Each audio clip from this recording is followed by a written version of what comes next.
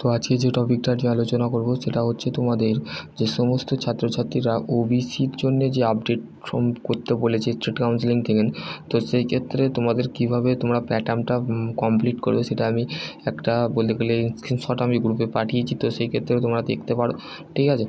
তো সেই ক্ষেত্রে দেখো, তোমাকে প্রথমে আইটিআই ই গ্রুপে যদি অ্যাপ্লাই করো সেখানে তুমি দেখতে পাবে অ্যাপ্লিকেশান স্ট্যাটাস কমপ্লিট দেখাবে, ডকুমেন্ট একটা কমপ্লিট দেখাবে, র্যাঙ্ক কার্ড স্ট্যাটাস যেটা আছে সেটা হচ্ছে পেন্ডিং দেখাবে। কারণ হচ্ছে তোমাদের এখন র্যাঙ্ক কার্ড বা চয়েস স্ট্যাটাস যেটা আছে সেটা হচ্ছে তোমাদের পেন্ডিং দেখাবে। তো সেই ক্ষেত্রে তোমাদের